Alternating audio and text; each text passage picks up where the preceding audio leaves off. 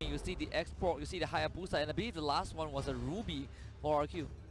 Well, I definitely see that RRQ always fills us up with a whole lot of surprise. We're talking about the Kings here, who likes to actually set the tempo, set the meta, and set the pace for everyone to follow. And now, of course, they are 1-0 up on this sort of the scenario. So they're pretty much sitting comfortably. But this is also that sort of sense that in the upper brackets, you can still try a couple of things and still have that safety net to fall back into. Oh, yeah. But maybe not for long. If they were complacent in any sort of point of the game, then they may be falling down to the lower brackets as well. Yeah, especially when the series progresses really quickly for Mobile Legends. In a blink of an eye, RRQ are already up 1-0 in this best of 3, and we are talking about the upper brackets. These teams fight teeth grinding just for this spot, just to be here, and one of these contenders will be knocked down to the lower bracket by the end of this best of 3. And if you are on the back foot, if you are TODAK right now, keeping the identity is one, but executing it will be the challenge. Definitely, execution would prove to be pretty tough.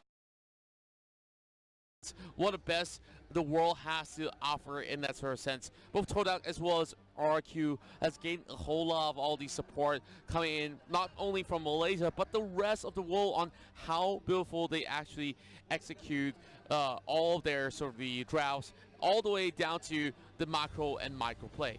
Yeah, I think the macro play is definitely the impressive part from RRQ. You can kind of look at them and say EVO's Legends were doing the same, probably better in Group D. But fact of the matter is, I feel like the macro play for Mobile Legends is more important than having those micro skills. Skills is one, but knowing how to control the map, knowing the fundamentals of the game is ultimately what's going to lead you to victory, because it sets the tempo. It forces the opponents to play your game. In RRQ, they basically attach the strings to TODAK and made them puppets.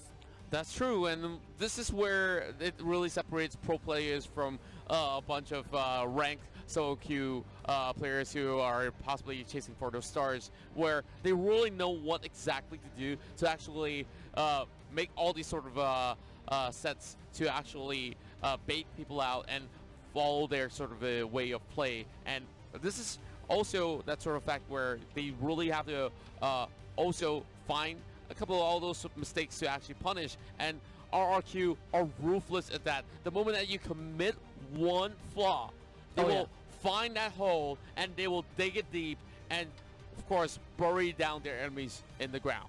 Yeah, and well, to say it, maybe not TODAK, maybe it's TODAK, maybe it's no. Game 1 was going down that direction, but TODAK with the Cho and the Lunox, two of their comfort picks. They're getting back into the zone. They eliminated the Dyrop after feeling that Dyrop was ineffective. Maybe Game 1 was a warm-up. Maybe TODAK are the slow starters. They need time to warm that engine up to get it rev. But RRQ, you look at the draft and you would think to yourself, the split push might not be the option to go for because of the presence of this Hayabusa. And now that we're having that Hayabusa coming in, it's going to be an effective split push for members of RRQ. Well, of course, I might say too soon, as TODAK could also try to punish him as well while he's laning and try to negate as much of that sort of a roaming coming from that Hayabusa. That's definitely going to be something that's really important to factor in, because if he gets that free roam, he could easily assassinate anyone over on the river. And now it's time for us to, of course, have a little bird's eye view on Asiat Arena as well as the players who will be playing game number 2. The battle will continue at the Celestial Palace. TODAK against RRQ. Now RRQ one game up, feeling really confident. You mentioned that they didn't seem to even break a sweat while taking that game 1 away from TODAK, but TODAK, they should definitely be sweating right now. And if anything, taking that 5 to 10 minutes to recompose and reevaluate what they should do in game 2 is of utmost importance, and you cannot succumb to this pressure. Yesterday, the interview with Onyx did show that, but we'll keep that for now because game 2 between TODAK and RRQ is underway. Starting things off, we're already seeing a lot of all these movements coming from both sides. The Nuts will be a little bit of that game changer heading in towards those 5v5 team fights. Chicken wing spot out by Liam as well. Great split screen coming in from the production team, so hats off to you guys. Right at the back, Well, then as well as I'm Diago managed to go in for the very first clear over on mid side. Immediately hops in towards their territory to get a little bit more extra goal. Yeah, it's impossible to match the push of Xbox plus Kimi. Flamethrower plus Gatling gun, way too fast to deal with. But again, Hayabusa, you have the Archive sticking with him, so Sin is gonna have a pretty decent lane compared to this Lolita Cho. X-Ray tries to go for the counter jungle, but Lemon is there, and that is the problem right now. TODAK, they can't stick to the same exact playstyle because RRQ, they are pressuring this solo lanes. They're not even caring about the middle lane. Middle lane was left wide alone because they want to make sure TODAK cannot split push. Yeah, for the side of TODAK here, they're also trying to actually go in for a couple of those steals, but to no avail for TODAK. They're slowly just roaming around like headless chickens. They're not really securing all too much, while we're looking at a little bit of that goal, of course, laying towards RRQ, but it's too small to even call it elite for the time being. While Liam, being a really good scout here across that river, just slowly moving in and out. Same goes in the Nas as well. Well, Chiku slowly getting that boots here for a little bit of that roaming potential, as we see Finn already on the move as well. And I like what RRQ is doing. They're playing this 1-2-2. They make sure that solo laner can deal with Thamus, while the other two duos walk around, creating havoc across the map. But X-Ray, he's the first to hit level 4. Lemon getting jumped on, trying to get away, does get the stun out, and he dashes to safety. X-Ray not able to convert that into a kill. Well, X-Ray still a little bit far from that sort of scenario to actually secure themselves that first blood. But Finn here might just be taken down in a 1 versus 3 skirmish. Now Firaga armor has just been popped, so Finn's got to be a little bit more careful than he was before. That's going to be the turtle coming up online, and now Lemon looking for that engage. Flicker coming out from the nuts, and that, well, of course, going to correct myself. Flicker coming from the side of RRQ's side, and they are now in pole position to actually secure this turtle. Lemon got away, but the Divine Judgment will find Liam. Hurricane Dance will keep you alive for a bit longer, but his first blood for TODAK. And now Ben comes in with the last stand. He has to immediately retreat. The Dominion Blast actually got cancelled. Nernas, he messed that up, but it's fine because he just has to re-engage. Ben trying to get away with the Flamethrower to keep himself alive, and TODAK, they will now secure Turtle. I just love how they are playing this one with a solid way of just hitting it in towards that jungle to invade. E1 now, of course, taking a little bit too much of that overstep, and they will have to fall back. Let's have a look into the replay, brought to you by U-Mobile. And Liam was definitely caught off guard with that perfect Divine Judgment, pulling him all the way back into his team.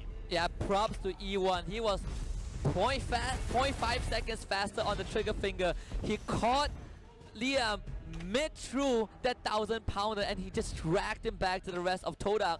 So TODAK getting the first blood and the turtle. Great start for them. They're still able to apply pressure to the side lanes, sticking to their identity. This is what I like about TODAK. They're not going to change anything just because it failed, because Moon will get that second kill. Well, of course, the Ruby hasn't really come up online all too well, but Sin's not going to be making him move any further. Wow, what a beautiful Hurricane Dance that was, and that kill will be channeled in towards the side of the Hayabusa. Immediately TODAK, whatever time they can find, they sacrifice a body for a turret. Perfect, the flicker right in. Chiku found the way of the dragon. Liam goes down, one killing spree, and he will find another one. Double kill for this Lunak. TODAK, they lead by 4. As they go on the killing spree, we can hear the crowd go frenzy, and now OG channel kill. We play for 1. Let's get back into the game. We're seeing a little bit of fight, but of course, there was a great kill heading in towards the mid as we hear an unstoppable force coming in for RRQ. Who needs the replay when the live action is just absolutely bonkers? Lunox, less than 5 minutes in, 6-0-0. Absolutely monstrous. It's going to be a really big threat to RRQ, and TODAK flipping the script around. Maybe they've woken up. I've talked about that Wonder Kid food, and now he is coming up online and showing what he's made up here. He's going for a chase as well. He wants trying to land that Divine Judgment a little bit way too far, my friend, as we'll be taken back for a little bit for now. Now, of course, so safe for us to actually have a look into what's going on there as Liam gets pulled back. Well, Nanas is on the other corner as well, but Liam has already flickered away, and Vin will not commit, as we'll see one more kill in the hands of TODAK. TODAK absolutely massacring RRQ in game 2. The Kaja priority, perfect. All they needed was the divine judgment. RRQ, they are eyeing on this second turtle. Sin waiting in the wings. Vin being distraction, but Iwan goes for scouting duty. Sin? Goes in, he steals the turtle, and he gets out.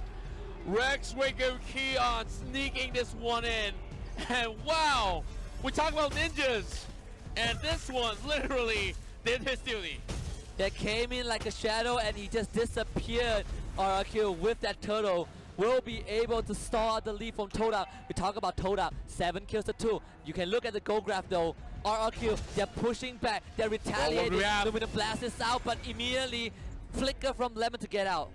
Well, Luminous Blast was well timed, but that's going to force a lot of all the spells going on their cooldown. But on behalf of the Bottle Light will be Liam trying to actually pin them down on the wall, but X-Ray should be well enough healthy to actually take the lights from Lemon. But here comes the rest of TODAK as well, crashing over the side of it as they try to commit to this fight. Over Samuel, and X-Ray the first one to be taken off. Order Brilliance may pop as well, and then us caught in between, forced to flicker away, and here comes Sin as well from the back. They're all in the disarray as they have Chico! Way of the dragon! And he enters this battle here as they will flicker away, but here comes Sin! And shadow kill as well! RRQ takes them off! Sin!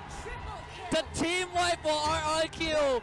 Chiku sneaked that with the dragon, but you cannot take your eyes off this ninja. He came in fast and furious, took the immediate triple kill. Just look at this replay by U-Mobile. Sin, he was brought down low, but TODAK was in no position to fight. RRQ, they pushed through, and the tanks were not able to protect against Sin. He came in, immediately wiped 3 off the map. He actually came back to try to turn things one around, but Sin, he was in prime position. He held back for a little bit longer. He might have only 30% of health left, but that was well enough for them to actually get in. Now we hear a little bit of warfare coming from the fans as well. Shouts of TODAK as well as RRQ as we see the Ruby falter. TODAK definitely needed that war cry. They needed that kill onto Lemon, but Sin will be the moon of RRQ. Lunox Knight 1-1, but this Hayabusa is coming online. He can deal with this Lunox single-handedly. RRQ getting their second turtle, which is the third of this particular game. And you look at the goal grab right just now, because of one fight, it completely dove back down to RRQ's favor. And that definitely skyrocketed in their hands. Well, we're also seeing that sort of split push coming in from the top side as well. And of course, X-Ray doing X-Ray things here, just trying to actually secure this buff. Liam as well. Oh no. Vin. Oh no. They drag Vin back. Piraga Armor gets Papa. Liam can split the battle line with the Hurricane Dance. The 5 seconds dead, but X-Ray just keeping on tap with this Vin. They actually stop him. Vin, he gets out. Chiku now once again, and X-Ray will survive. Clean disengage from both teams. Endless battle being bought there by Sin. And yep, I just gotta say, every one of all these members from TODAK as well as RRQ, they know what risks to take, and that's definitely not one that they should commit into. But through that, Nuna's here being caught out for yet another time. They pull the Lolita back, and Sin immediately goes right in with the shadow kill. It bounces to the minion waves. So TODAK dodging that death blow right there from his Hayabusa. But you can see the arrival. They're gonna box X-Ray in, and X-Ray has nowhere to go. Mega kill for the Hayabusa. I just love how Liam comes right in for an arrival just to pin them to the wall, negating some of all these members useless, but in that sort of sense, only one, and that will be X-Ray. And that's definitely more than enough. Last Insanity coming out, same goes to Order of Brilliance. They're diving right in, but all they needed was the tower, and they will back away for the more. They immediately force out the Order of Brilliance from this Lunox so that TODAK will not be able to fight, but 10 minutes in, the Lord has spawned. RRQ immediately congregating at that area. Kimmy on guard duty. I am Lemon on guard duty as well. They know TODAK desperately need this to hold on, and they are not afraid to stand their ground. Nunas again out of position, has to charge away. We're already looking at RRQ setting up shop as well, as we see Sin, of course, doing a little of those dicey moves. Liam, once again, pans people off with the Hurricane Dash. Paano tries to pull him away, and now one more fatality going into this battle here. It's going to be Vin fronting the fight, but that's all that they needed. Just pickoffs, pickoffs, and pickoffs. And without that Cho, they might just have less chances to secure that lore. Yeah, and actually trying to find a way in, not able to get that. Divine Judgment was used on Liam, but they were not able to convert that into a kill. So RRQ have full control of the entire map. They can do whatever they want at this stage. TODAK again losing Chiku 0-3. This Cho has not shown the effectiveness that we need. He got a great kick in that previous fight, but because Sin came in and wiped the entire TODAK, it didn't really matter. The goal graph now is painted all red. It coalesces with RRQ's national flag. The lore will be started down to 30%. TODAK, they need something to happen. RRQ, they're gonna take it slow. Warp the lore for now. Make sure that TODAK was zoned out. Chiku, too late to the party. Lemon now. Looking for the engage. Chiku managed to dash away, but the flip in. They caught Chiku, and Chiku will be made into a meal. He does get out though. Then last standing. He's gonna fry Chiku with that flamethrower. Meanwhile, Sin going crazy. Unstoppable goes in with the shadow. Nuna's a bit stunned up, trying to get away, but Liam pushes him back, and the rest of TODAK into the wall. E1 managing to get out with a still bell, but X-Ray keeping the team alive. Two down. They need two more. They need to do as much as they can. X-Ray will be taken down. Maniac for RRQ, and it's up to Chiku to keep TODAK in the upper bracket. And they're not going to give away a salvage so early into the very first series of the game, but they're crashing in towards the bottom side. This just might be the fate being sealed, and now Kings of Kings, RRQ, Rex Riku, Keon will take game 2, and they will be well on their way and towards the upper bracket semifinals. TODAK came in on a riptide. RRQ was a tsunami in the first battle 3. Absolute destruction. They gave TODAK no room to breathe, no space to move, and they strangulated our Malaysian representatives. Rex Riku